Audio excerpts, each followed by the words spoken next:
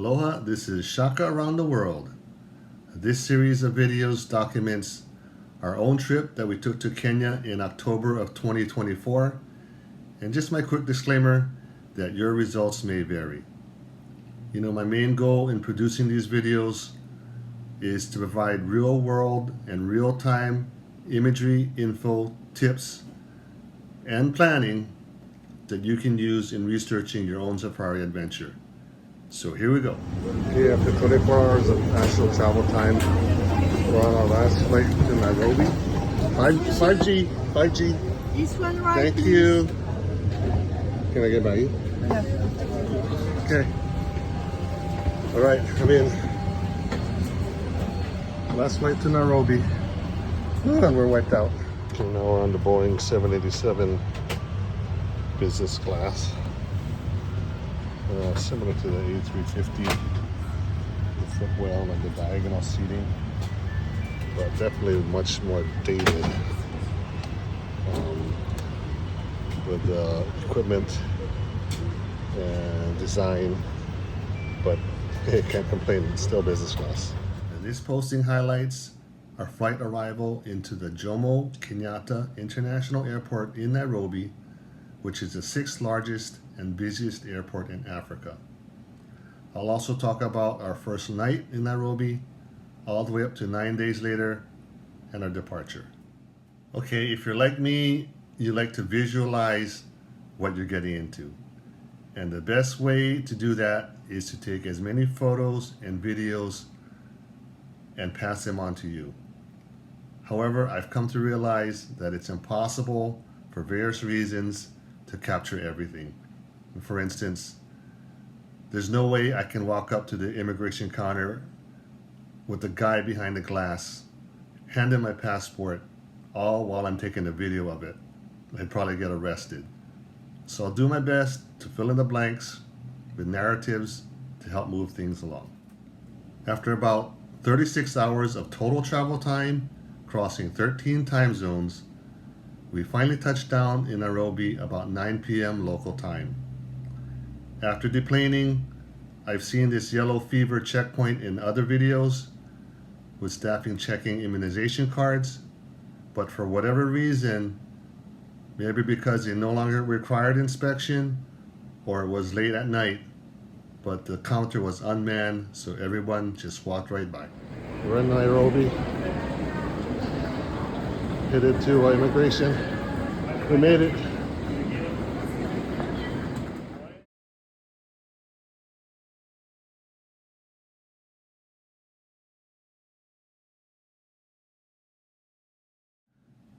There are currency exchange desks scattered throughout the arrival terminal, which leads me to my next travel tip.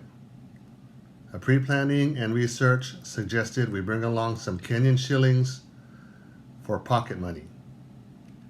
So we tried our local banks here in Hawaii, and of course, none of them had any. Next, we called a well-known currency exchange company, but they could only provide smaller denomination bills, which in my opinion would have been too much to lug around. But in the end, we found out that we really didn't need any shillings because the US dollar was accepted everywhere we went. So we took a lot of 1s and 5s so we could pay in exact amounts without having to make change, and of course some 20s and whatnot for tipping, etc. So it all worked out in the end because we could calculate the dollar value for the goods and services we were buying without having to calculate the exchange rate. Currency exchange, passport control right ahead. Did our electronic research, it's really easy. Walking. Next stop, immigration. Now you should have your Kenyan tourist visa and QR code already downloaded on your phone. For us, the process was very simple. We logged on to the Kenyan visa website about a month before our departure. We paid our fees, took our photos, provided our passport information, and our visas were emailed to us a few days later. After that, everything is pretty much straightforward. You stand behind the line, you get called up to the window, you get the once over by the immigration officer, fingerprints, photo, passport entry stamp, and then next stop, baggage claim.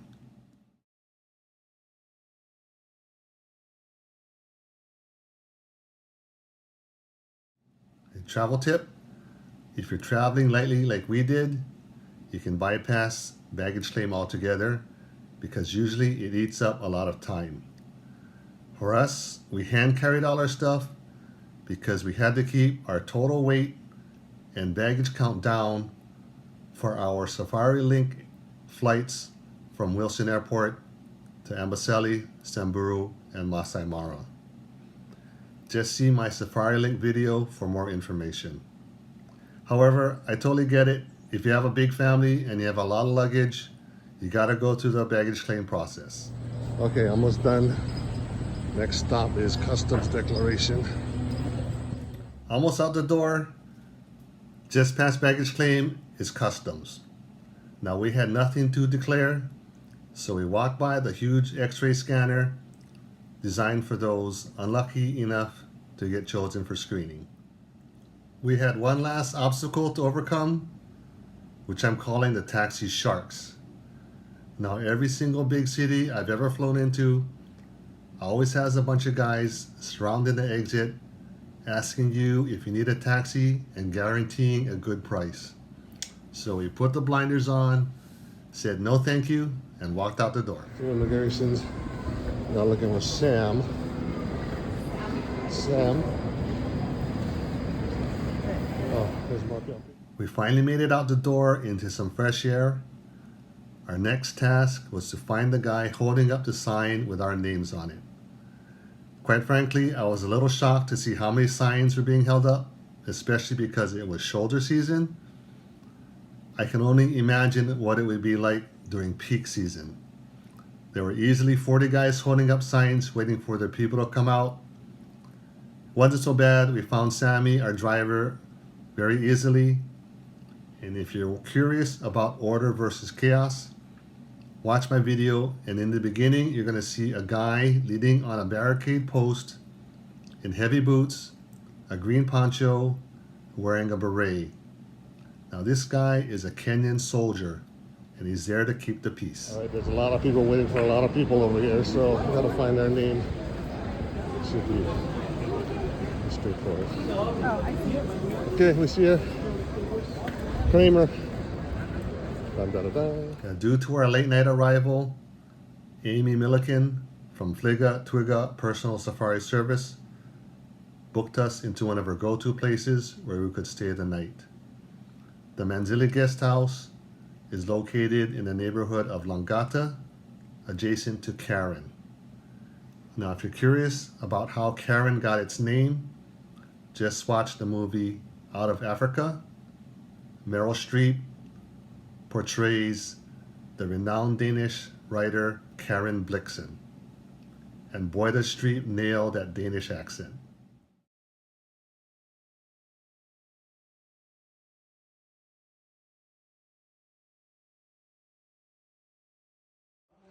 Okay, Manzili House. We're here. Say hi, everybody. Yes, we were jet lagged.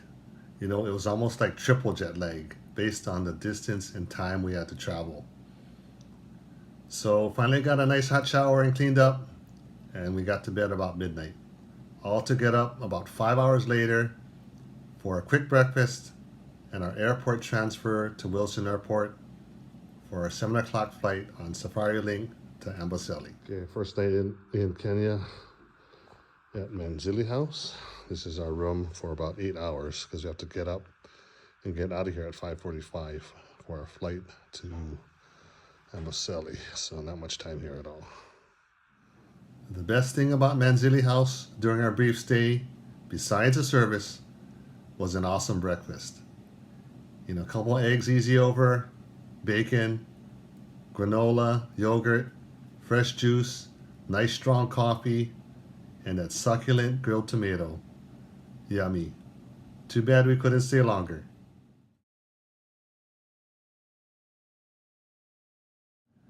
Fast forward 9 days, and we're back in Nairobi after an epic safari adventure. And Sammy picked us up at the Wilson Airport arrivals, and because our flight to Charles de Gaulle Airport didn't depart until midnight, we had the rest of the afternoon to tour a little of the city. In case you're wondering, we did plan for it this way. Basically, we let Amy figure out the rest.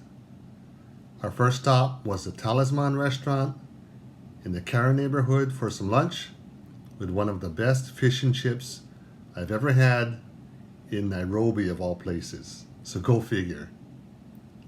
Then it was to the Giraffe Center to feed some pellets to some giraffes. Next, Sammy drove us to a couple very nice souvenir stores for some last minute shopping. We picked up a cute little carved hippo, a small bronze antelope, a Maasai print, and of course a traditional Maasai shuka in bright red.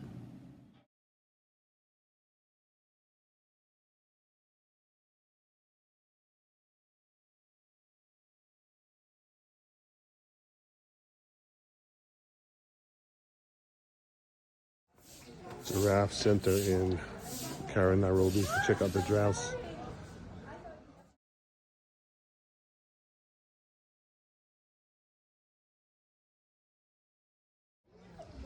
You want to go to this one, so you want to take this one? Let me do a couple more. Okay. There you go, buddy.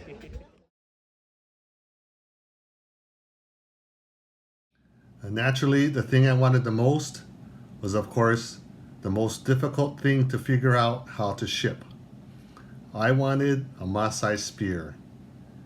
In case you're wondering how I got past security, well, it breaks into 3 pieces, and here it is. All the way from Nairobi to Hawaii, just what I wanted. Next, Sammy took us to a ceramic bead factory and gift shop that was built to empower Kenyan women to integrate into modern Kenyan society. A good cause for sure. After our short bead factory tour, while Christine was browsing the thousands of beaded necklaces, earrings, pendants, and bracelets, I had some downtime to sit with Sammy and pick his brain a little bit. During our chat, Sammy told me something that I wasn't aware about, and perhaps you too. That besides the wealthy, Nairobi is home to the second largest slum in Africa. The Kibera slum is home to 1.2 million people. Sammy said he used to live there, but he got out with a good job, knowing the right people, and good for him.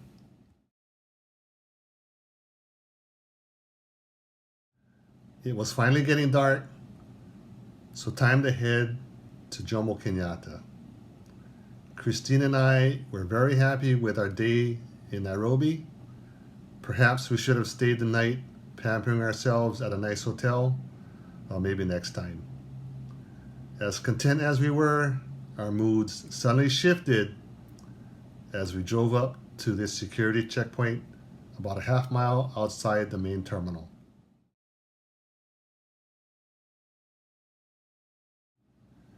This next travel tip is very important, so please try to follow along. Unfortunately, I don't have any photos or videos of this because I didn't have my phone with me, so I'm going to have to talk you through it. Now, as we drove up to the checkpoint, Sammy said in a hurried voice, "Remove all your personal items from your pockets and leave them in the van." And we're like, what? Why? What's going on? He said we had to get out of the car and go through the security building on the right, and he'll meet us on the other side. Oddly enough, Christine and I were thinking about exactly the same thing. Was this how it was going to end for us? After 9 days on our epic safari journey with nary a hiccup, only to be robbed blind by our trustworthy driver. So everything we asked, why? Empty your pockets, he said, and leave everything in the van. Reluctantly, we did what he said. There was a pocket in the seat back in front of me where I put my phone, my wallet, my passport, and Christine did the same. I slid the passenger van door open, and out into the traffic we went. Now, the only bit of reassurance we had was that everyone was doing exactly the same thing we were. Christine and I held hands as we snaked through 4 lanes of cars to get to the security building on the curbside. One by one, we lined up single file to go through the metal detector as a young female security guard yawned with enthusiasm. We exited the security building, desperately looking for our little white van and Sammy, with all the other people and drivers doing exactly the same thing. After what seemed like an eternity, he finally pulled up alongside, and we jumped into our little safe haven. Thank God, everything was back to normal. Now, what the bleep was all that about? We exasperated to Sammy as we were repatriated with all our personal belongings. He told us that ever since the U.S. Embassy bombing in 1998, security has been elevated. So the vehicle driver had to be screened separately from all the passengers, and this is the only way they could do it. I think it would have been in everybody's best interest if this scenario was discussed beforehand instead of 30 seconds before we got to the security checkpoint. Perhaps at the bead factory when we were just chit-chatting, or maybe a document printed with this information they could hand out to all the passengers. Because honestly, for all of 3 minutes, our lives ceased to exist. All we had were the clothes on our backs, and I couldn't stop thinking, how are we supposed to get to the U.S. Embassy from here? Okay, unless security measures have changed by the time you get to Kenya, I strongly recommend you talk to your driver, your travel agent, your safari agent about protocols when you reach this particular security checkpoint. I guarantee you it's going to save you a lot of grief.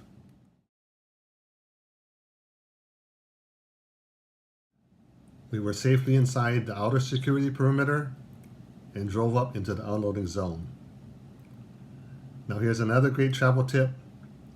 Remember the Maasai spear I bought earlier at the gift shop? I was going to tell you how I got it home.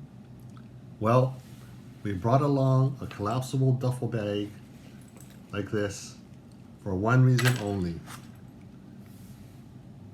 The spear broke down into 3 pieces. The metal ends were neatly wrapped, and into the duffel bag they went, along with the hiking boots, the dirty laundry, the souvenirs, and anything else we could throw in there that made our hand carries lighter for our long journey home. We gave Sammy a nice tip and thanked him for taking care of us on our last day in Kenya.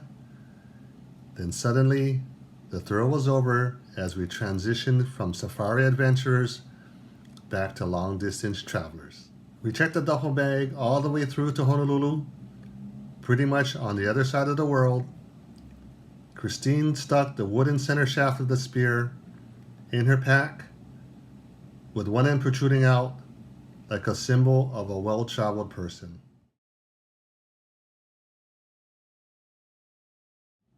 And we're done. I hope you found this video helpful in planning your own Kenyan safari. If yes, please hit the subscribe and thumbs up buttons. If you have a question, go ahead and leave it in the comment section and I'll be sure to reply.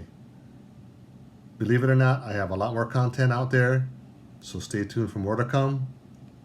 Thanks for watching, and aloha.